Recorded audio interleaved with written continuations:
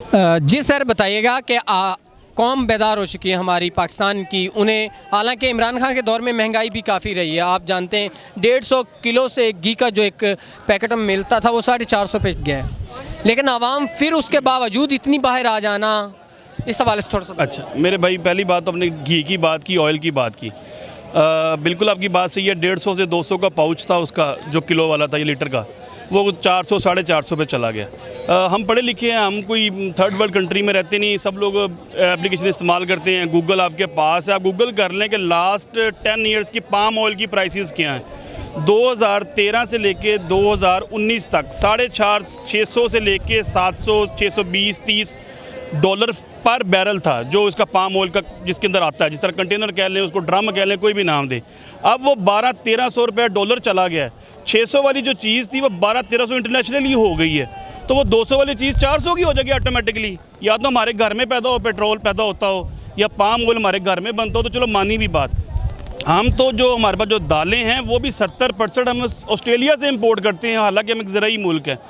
और उसके बाद दूसरी चीज़ है जो फ्रेट है, उसके बाद जो किराया होता है जिस पे आता है, आप चेक कर लें, ये गूगल करके चेक कर लें, वो पीटीआई की या नून लीग की बात नहीं है।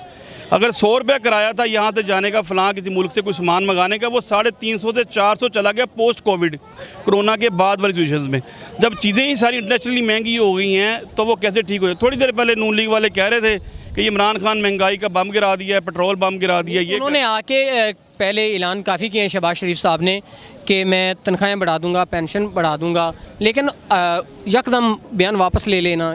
अच्छा, उसमें दूसरी चीज़ है कि मैंने मास्टर किया हुआ इकोनॉमिक्स में, एमफिल किया हुआ। मैं ये भी बता सकता हूँ कि जब ये नून लीग वाले गए थे, जो आपके फॉरेन रिजर्व थे, जो हमारे पास ख़जाने में पैसे थे, वो 9 अरब डॉलर थे, जिसमें से हमने 7 अरब डॉलर की किस्तें देनी थी। उसके बाद अगर 6 अरब डॉलर से नीचे रहे तो मुल्क आपका डिफ़ॉल्ट हो जाता है। तो इमरान खान जैसे उसकी गवर्नमेंट बड़ी भागा गया, सऊदी अरब से पैसे मांग, दुबई UAE से मांग, चाइना से मांग, अब वो 22 अरब डॉलर छोड़ के गया। ये मैं नहीं कह रहा, गूगल करके चेक कर सकते हैं, आपके पास चीज़ें हैं। ये कोई मैं अपनी तरफ से अनऑथेंटिक बात नहीं कर रहा।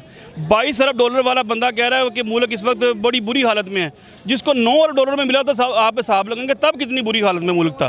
तो हमें समझना होगा कि तो आप चाहते हैं कि हमें ग़ुलामी से आज़ादी चाहिए, हमें खुद मुख्तार मुल्क हैं, रियासत हैं, हम चाहते हैं कि यहाँ हमारे बच्चों का ग़ुलाम ना हों, आज़ाद अपनी ज़िंदगी गुजारें। सर देखिए, आज़ादी का मकसद ये है कि हम आज़ाद हैं, लेकिन जब तक हम आज़ाद लोगों को नहीं चुनेंगे तो हम इसी तरह रहेंगे।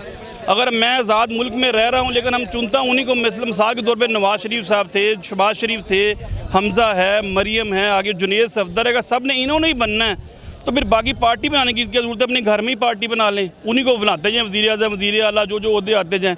आज़ाद हम अपनी सोच को आज़ाद करने के एक आदमी को गिराने के लिए 13 पार्टीज़ इकट्ठी हुई, बैरूनी ममालिक ने भी इसमें काफ़ी मुदाखलत की। इस हवाले से बताइएगा, क्या एक बंदा जिसको यहूदी एजेंट कहा जाता है, क्या वो इन सब पे इतना भारी था?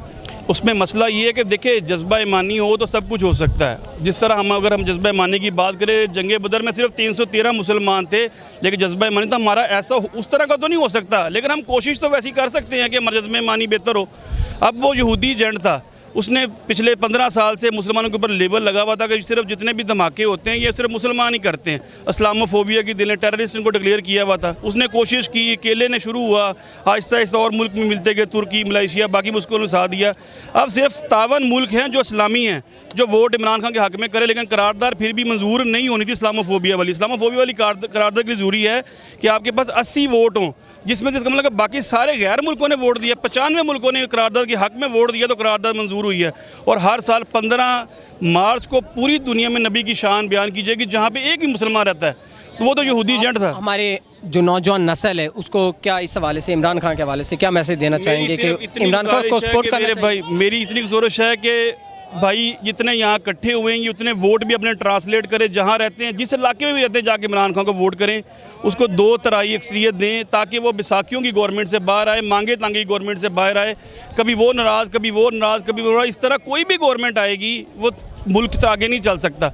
नवाज शरीफ हमेशा यही कहता है कि मुझे 2/3 मेजोरिटी दें। आप देखें लास्ट टाइम इलेक्शन हो 2013 में 9.5 बजे उसने आगे ऐलान कर दिया कि मुझे 2/3 अक्सरियत चाहिए। लोग तो वोट डाल के चले गए थे, काउंटिंग शुरू हो गई थी, वो किसको कह रहा था मुझे 2/3 अक्सरियत चाहिए। आप उसने 2/3 अक्सरियत ली, लेकिन फौज को सीधा हो गया। अब ये सब लोग कहते हैं कि अब ये PTM है, जो मोहसिन दावड़ है, अली वज़ीर है, ये कहते थे हमारी ये जो गुंडागर्दी है उसके पीछे वर्दी है। वो तो हमें फ़ौज ने, हमारी इस्टेब्लिशमेंट ने, हमें हमारे बड़ों ने बताया कि यार ये हमारे ऊपर गोली चलाते हैं, हमने फ़ौज का साथ दिया, सब कुछ किया। अब वो दोनों हलाल हो गए हैं। वो दोनों जो जेल में थे, एक बंदा जेल में था, एक असम्बली में था, उसको जेल से निकाल के शेरवानी पहना के सीधा असम्बली में ले गए वोट लेने के लिए। अब वो हलाल हो गए हैं, या वो तब आप गलत कहते थे हमें, या आज वो गलत हैं। वो इस तरह के जब बंदों को अपने ज़ाती मफाद के लिए लेके आएंगे, कुछ नहीं होने लगा। मुल्क की बेहतरी की ज़रूरी है, सब मिलजुल के काम करें और इमरान खान का हाथ मजबूत करें। 2/3 अक्सरियत आएगी, मुल्क इंशाल्लाह बेहतर हो जाएगा। नाजरीन, आप ये जान रहे थे क्यान प्रोडक्शन सियासी होशियारियाँ का प्रोग्राम। तो देखें आप, इमरान खान एक सच्चा ईमानदार लीडर है, ये आवाम का कहना है। तो आप भी इमरान खान के लिए निकलिए, बल्कि अपने पाकिस्तान के निकलिए और अपने बच्चों के मुस्तकबिल के लिए निकलिए। इसी प्रोग्राम के साथ मेज़बान नवाब को इजाज़त दें। खुदा हाफिज़।